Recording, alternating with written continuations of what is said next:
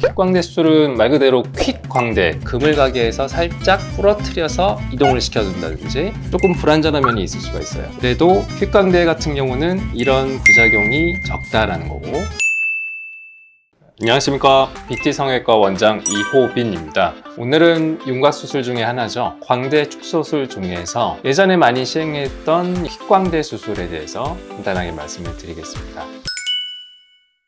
퀵광대 수술은 말 그대로 퀵광대, 빨리 광대를 수술을 한다는 명칭은 그런데요. 광대 수술을 하는데 잘라서 뼈를 이동을 시키고 나사를 박는 구조가 아니라 그런 거를 없이 수술을 할 수 있는 방법입니다. 그래서 이제 퀵광대 수술이라는 거는 흔히 얘기하는 45도에서 역광대, 이 부분을 똑같이 포함을 하는 건 맞는데요. 뼈를 완전히 잘라내지 않고요, 부러뜨린다는 개념이죠. 이렇게 뼈를 톱으로 완전히 절단해서 이동을 시키는 방식이 아니라 그물가게에서 살짝 부러뜨려서 이동을 시켜준다든지 부러뜨려서 휘게 한다든지 이런 방식으로 수술을 하고, 또 이제 역광대 같은 경우도 구렛나루를 절개를 안 하고 여기 관자놀이 부분이죠, 여기에 두피에 절개를 해서 안쪽으로 들어가서 살짝 이 부분을 부러뜨려서 밀어넣고 마무리하는 방식입니다. 그리고 또 한 가지는 어느 정도 뼈를 밀어넣던지 해서 남아있는 뼈의 두께는 갈아주는 거죠. 뼈를 얇게 해주는 방식으로 어느 정도의 효과는 분명히 볼 수가 있지만 큰 효과가 많이 없다는 게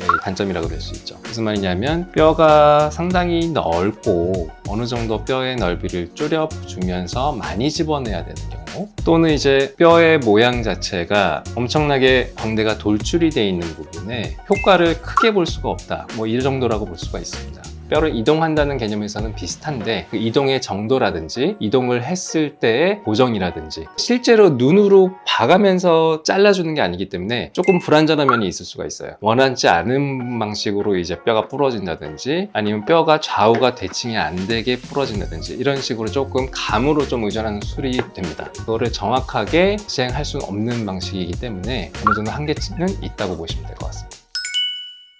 이제 장점으로는 지금까지 말씀드린 대로 흔히들 광대 단점이라고 얘기하는 것들, 뼈가 많이 절삭이 되고 많이 이동이 되면서 많이 처져 보인다든지, 또는 뼈를 잘라서 고정을 하는데 고정이 제대로 안 돼서 뼈가 움직여 버리는 불류합이라든지 이런 가능성은 매우 낮긴 합니다만, 그래도 퀵광대 같은 경우는 이런 부작용이 적다라는 거고, 본인의 광대가 얼만큼 크고 어떤 방식으로 줄고 싶은지, 어느 정도 줄고 싶은지에 따라서 퀵광대 방식을 사용을 하던, 지금 일반적으로 사용하고 있는 이제 절골하고 이동을 시켜서 나사를 박는 방향을 하든 상담을 하셔서 결정을 하셔야 될 거라고 봅니다.